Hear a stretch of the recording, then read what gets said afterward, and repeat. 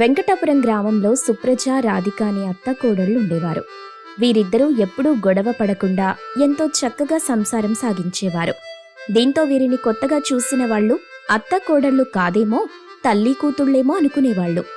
అలాగే సుప్రజకు స్వప్న అనే కూతురు కూడా ఉంది. ఆమె చీటికి మాటికి అటు అత్తతో గాని ఇటు మొగుడితో గాని గొడవ పెట్టుకుని ఏదో ఒక వంక మీద పుట్టింటికొచ్చి అక్కడే 10-15 రోజులు తిష్ట వేసేది.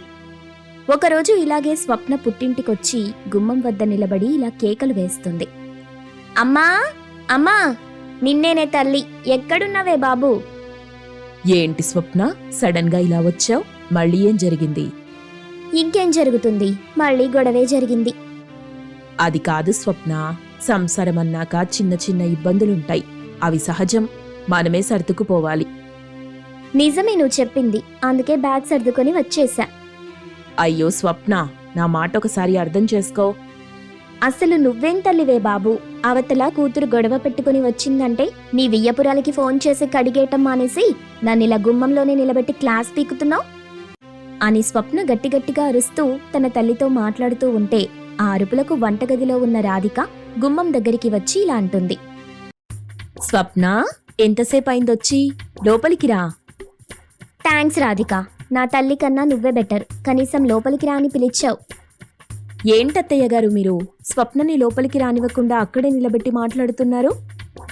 అది కాదు రాధిక, నేనేమో దానికి ఓ ముఖ్యమైన విషయం అర్థమయ్యేలా చెప్దామని.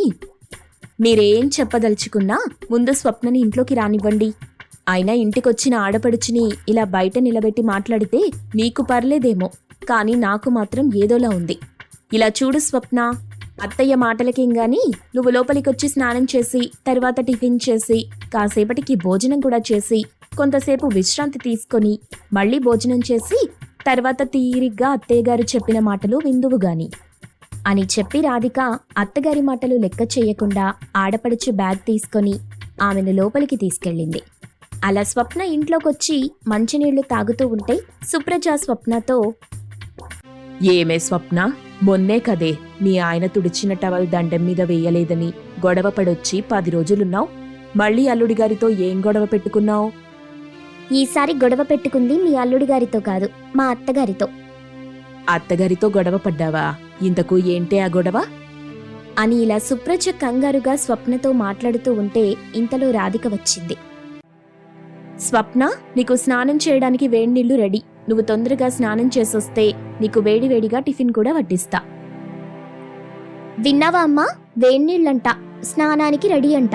స్నానం చేసి టిఫిన్ తిని నీకు జరిగిన విషయం చెప్తాను అని చెప్పి స్వప్న స్నానం చేసి టిఫిన్ తిని హాల్లో కూర్చొని తిరిగ్గా టీవీ చూస్తూ పకపక నవ్వుకుంటూ ఉంది. అప్పుడు సుప్రజ కోపంగా వచ్చి టీవీ ఆపేసి, ఒసై స్వప్న, మీ అత్తగారితో ఏం గొడవ పెట్టుకున్నావో తొందరగా చెప్పి చావే, నాకు టెన్షన్గా ఉంది. చెప్తా, నువ్వు సూపర్ సంబంధం, టాప్ సంబంధం అంటూ నన్ను వాళ్ళకి కట్టబెట్టావు. అక్కడేమో మా అత్తగారు నన్ను ప్రతిరోజు హింసిస్తుంది. అవునా? ఏం చేస్తుంది? ఆ ముసల్దానికి టిఫిన్లోకి ఏ రోజుకు ఆ రోజు ఫ్రెష్గా చట్నీ చేయాలంట. ఓ రోజు నాకు బద్ధకం వచ్చి ఫ్రిడ్జ్లో చట్నీ తీసి పెట్టా. దానికి అది ఎంత రాద్దంతం చేసిందో తెలుసా? ఆ చల్లని చట్నీ తింటే ఓ దగ్గొచ్చేస్తుందంటూ నాటకాలాడుతుంది. నువ్వే చెప్పమ్మా, కనీసం చట్నీలు కూడా వండి పెట్టడం రాని కోడళ్లున్న ఈ రోజుల్లో నేను దానికి కూలింగ్ చట్నీ పెట్టినందుకు అది నన్నెలా చూసుకోవాలి? ఇలా కూతురు అనేసరికి సుప్రజకి మతిపోతుంది. దాంతో సుప్రజ, ఒసై స్వప్న, నువ్వు మా అత్తగారు హింసించేస్తుందంటే ఏ కట్న కానుకల గొడవేమో అని టెన్షన్ పడ్డా. ఈ మాత్రం దానికా నువ్వు పెద్ద బ్యాగేసుకునొచ్చావు అని ఇలా సుప్రజ ఆశ్చర్యపోతూ ఉంటే ఇంతలో రాధిక వచ్చి, స్వప్న, నీకోసం చికెన్ ఫ్రై చేశా. వేడివేడిగా ఉంది భోజనం, వడ్డించేయమంటావా? వచ్చేస్తున్నా రాధిక, అసలే బాగా ఆకలిగా ఉంది అని చెప్పి స్వప్న తినడానికి వెళ్ళిపోతుంది. అప్పుడింక సుప్రజ స్వప్న చేసింది తప్పని తనకు అర్థమయ్యేలా చెప్పాలనుకుంది. అందుకోసం ఆమె హాల్లోనే వెయిట్ చేస్తుంది. ఇంతలో స్వప్న మాత్రం ఫుల్గా కడుపు నిండా భోంచేసి పడుకొని విశ్రాంతి తీసుకుంది. దీంతో రాధిక తన అత్తగారి దగ్గరికి వచ్చి ఇలా అంటుంది. ఏమైందత్తయ్యా, కనీసం భోజనం కూడా చెయ్యకుండా ఇక్కడ కూర్చొని బాధపడుతున్నారు? ఏమని చెప్పను రాధిక, అది సుఖంగా ఉండాలని మీ మామగారు మా తాహతకు మించి డబ్బున్నోళ్ల ఇంటికి కోడలిగా దాన్ని పంపించారు. అక్కడ దానికి అన్ని రకాల సదుపాయాలు ఉన్నా సరే నిత్యం వాళ్లతో ఏదో ఒక గొడవ పెట్టుకుని ఇక్కడికొచ్చి తిష్టవేస్తుంది. నాకది మన ఇంట్లో ఉంటున్నందుకు బాధగా లేదు, అక్కడ వాళ్లకి సాయంగా ఉండనందుకు బాధగా ఉంది. నువ్వు 2 రోజులు పుట్టింటికి వెళ్తేనే నాకు నా పనులు చేసుకోలేక ఎంతో అలసటగా ఉంటుంది. అలాంటిది వాళ్ళ అత్తమామలు కూడా నా వయసుతోటి వాళ్లే కదా, కావలసినవి సమకూర్చే బాధ్యత తనపై ఉంటుంది.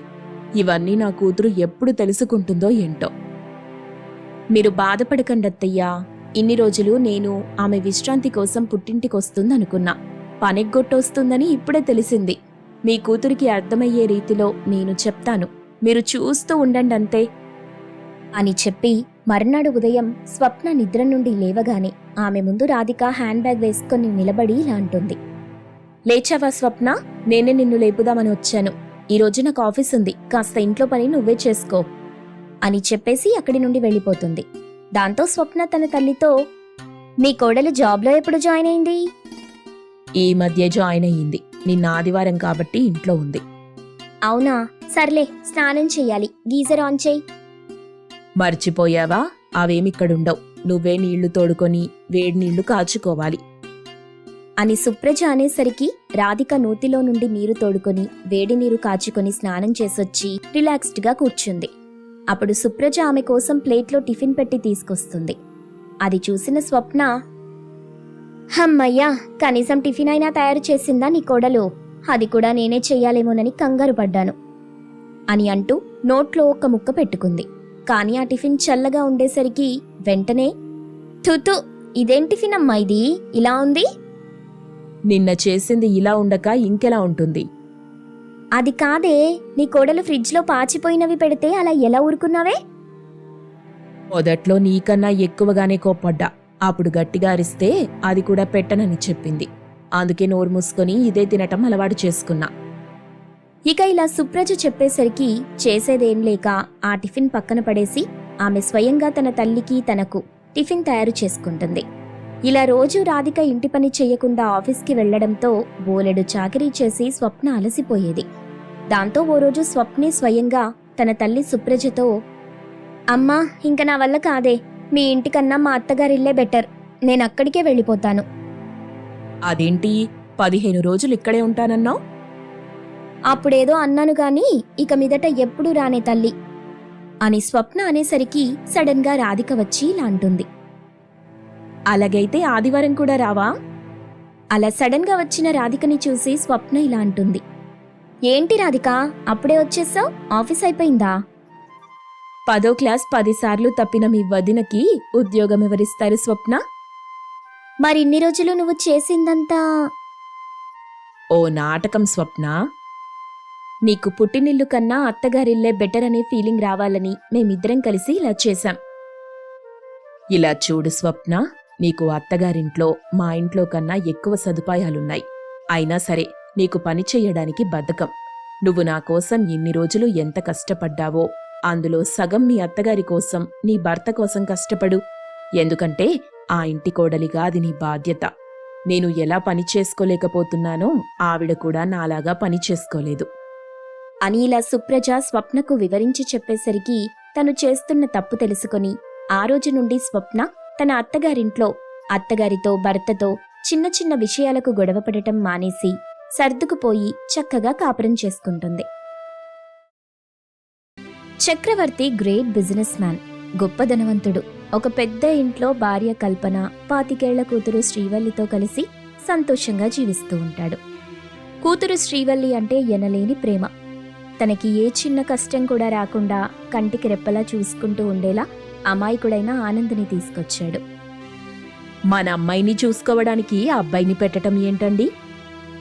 కంగారు పడకు కల్పన, ఆనంద్ ఒట్టి అమాయకుడు. వాడికి లోకం పోకడ గురించి తెలీదు. తెలిసిందల్లా చెప్పిన పని చెయ్యటం, ఇచ్చిన డబ్బు తీసుకోవటం, అంతే. ఈ ప్రపంచం మొత్తం వెతికినా ఇలాంటి అమాయకుడిని చూడలేం కల్పన. కూతురు విషయంలో ఏనాడు నా మాట విన్నారు గనక మీరు? చూడు ఆనంద్, అమ్మాయికి ఏ చిన్న ఇబ్బంది కలగకుండా చూసుకోవాలి. తనేదెప్పుడు తీసుకుంటుందో, ఎప్పుడు తాగుతుందో, ఎప్పుడు తింటుందో అన్నింటినీ బాగా గుర్తుపెట్టుకొని ఆ టైంకి ఇచ్చేయాలి. ఇవ్వలేదని నాకు తెలిసినా ఇబ్బంది పడుతూ కన్నీళ్లు పెట్టుకున్నా నువ్విక్కడుండవు. అని చెప్తుండగా మాట మధ్యలో కల్పన కల్పించుకొని, అండమాన్ జైల్లో ఉంటావు ఆనంద్, జాగ్రత్త. గుర్తుపెట్టుకోవటం కష్టంగా ఉంటే ఒక నోట్ తెచ్చుకొని రాసి పెట్టుకో. బేబీ ఒక్కొక్క రోజున ఒక్కొక్క కాఫీ తాగుతుంది, ఒక్కొక్క రోజున ఒక్కొక్క టిఫిన్ చేస్తుంది, ఒక్కొక్క లంచ్ తింటుంది. ఇంకా చెప్పండి, ఇవే చెప్పండి. మీరింకా మన కూతురు చిన్నమ్మాయి అనుకుంటున్నారు. నాకు చిన్నమ్మాయే. కాదండి, మన అమ్మాయికి పెళ్ళిడొచ్చింది. పెళ్లి చేసి అత్తారింటికి పంపించాలి. ఊరుకో కమలా, అప్పుడే నా బేబీకి పెళ్ళా? నోనో, అందుకు నేను ఒప్పుకోను. మీరొప్పుకున్నా ఒప్పుకోకపోయినా కూతురుకి పెళ్ళిడొచ్చింది. మంచి వరుణ్ణి చూసి పెళ్లి చెయ్యాలి. అది మాత్రం మర్చిపోకండి. ఆనంద్, నువ్వెళ్ళు. అమ్మాయి తన గదిలో ఉంది, వెళ్ళి తనకేం కావాలో చూడు. ఈరోజు మంగళవారం బాబుగారు. అమ్మాయి గారు ఏం తీసుకుంటారు? ఆనంద్, ఇప్పుడు అమ్మాయి పైన పాటలు వింటూ ఉంటుంది. నువ్వెళ్ళి తన దగ్గర ఉన్న డైరీ తీసుకో. ఆ డైరీలో ఉన్నట్టుగా ఫాలో అవుతూ అమ్మాయిని జాగ్రత్తగా చూసుకో. సరే బాబుగారు, ఇప్పుడే అమ్మాయి గారిని కలుస్తాను అని చెప్పి ఆనంద్ అక్కడి నుండి వెళ్ళిపోతాడు. అప్పుడు కల్పన ఇలా అంటుంది. ఇదేం బాగోలేదండి. కూతుర్ని మరీ సున్నితంగా పెంచుతున్నారు. ఇలా అయితే రేపు అత్తగారింట్లో కాపురం ఎలా చేస్తుంది? అక్కడి ఇంటి పనులు, వంట పనులు ఎలా చేస్తుంది చెప్పండి? అన్ని పనులు చేయాల్సిన అవసరం నా కూతురికి లేదు.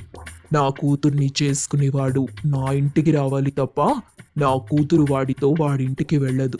అర్థమైందా? తల్లిగా నేనెప్పుడో అర్థం చేసుకున్నాను. తండ్రిగా మీరే అర్థం చేసుకోలేదు. మన దగ్గర ఎంత డబ్బున్నా ఆడపిల్లని అత్తారింటికి పంపించాల్సిందే. మన కూతురు కోసం అల్లుడిని తన వాళ్ళకి దూరం చెయ్యొద్దు కదా అని చక్రవర్తి, కల్పన మాట్లాడుకుంటూ ఉండగా ఆనంద్ బెడ్ మీద కూర్చొని హెడ్ ఫోన్స్ పెట్టుకొని పాటలు వింటున్న శ్రీవల్లి దగ్గరికి వచ్చాడు. శ్రీవల్లి సాంగ్స్ వినటం ఆపేసి ఆనంద్ని చూసి, ఏయ్, ఎవరు నువ్వు? నా గదిలోకి ఎందుకొచ్చావు? హలో అమ్మగారు, కోపం తెచ్చుకోకండి. నేను మిమ్మల్ని చూసుకోవడానికి వచ్చాను. బాబుగారు ఇప్పుడే నన్ను ఇక్కడికి తీసుకొచ్చారు. ఇక నుండి మీకేం కావాలో నాకు చెప్పండి. అన్నీ నేనే చూసుకుంటాను. నీకు చదవడం వచ్చు కదా కొంచెం కొంచెం వచ్చమ్మాయి గారు అని చెప్పగానే ఒక నోట్ని ఆనంద్కిస్తుంది. ఇందులో అన్నీ ఉంటాయి, చదువుకొని దాన్ని బట్టి ఫాలో అవుతూ నీ పని నువ్వు చేసుకో. ఇంక వెళ్ళు. ఇప్పుడు వెళ్ళి నాకు జ్యూస్ తీసుకురా. వెళ్ళు సరే అమ్మాయి గారు, ఇప్పుడే వెళ్ళి తీసుకొస్తాను అని చెప్పి ఆనంద్ అక్కడి నుండి వెళ్ళిపోతాడు. ఇక ఆ రోజు నుండి శ్రీవల్లికి అన్ని విధాలా ఆనంద్ దగ్గరుండి చూసుకుంటాడు. ఉదయం లేవగానే కాఫీ ఇస్తాడు. టిఫిన్ టైంకి టిఫిన్ తీసుకొచ్చి పెడతాడు. లంచ్ టైంకి ఇష్టమైనవి తీసుకొచ్చి పెడతాడు. రోజులు గడుస్తున్న కొద్దీ శ్రీవల్లికి ఆనంద్ మీద ప్రేమ కలిగింది, ఇష్టమూ పెరిగింది. తనను పెళ్లి చేసుకోవాలనుకుంటుంది. అదే విషయాన్ని తన తండ్రి చక్రవర్తికి చెప్పింది. డాడీ, ఎప్పటి నుండో మమ్మీ నాకు పెళ్లి చేయమని అంటుంది కదా, నాకు ఆనంద్కి పెళ్లి చేయండి డాడీ, నాకు ఆనంద్ అంటే ఇష్టం అని చెప్పగానే కల్పన, చక్రవర్తి షాక్ అవుతారు. అలా ఎందుకు షాక్ అవుతారు డాడీ? నాకు ఆనంద్ చాలా బాగా నచ్చాడు. నాకెప్పుడు ఏం కావాలో ఆనంద్కి బాగా తెలుసు. అందుకే నాకు ఆనంద్కి పెళ్లి చెయ్యండి. సరే బేబీ, నేను ఇంతవరకు ఆనంద్ గురించి ఆలోచించలేదు. అతని గురించి ఏమీ తెలుసుకోలేదు. అమాయకుడైన పనివాడు కావాలంటే తెలిసిన ఫ్రెండ్ ఈ ఆనంద్ని పంపించాడు. ఇప్పుడు ఇంటికి వస్తాడు కదా, తెలుసుకుంటాను అని అంటుండగా ఆనంద్ వచ్చాడు.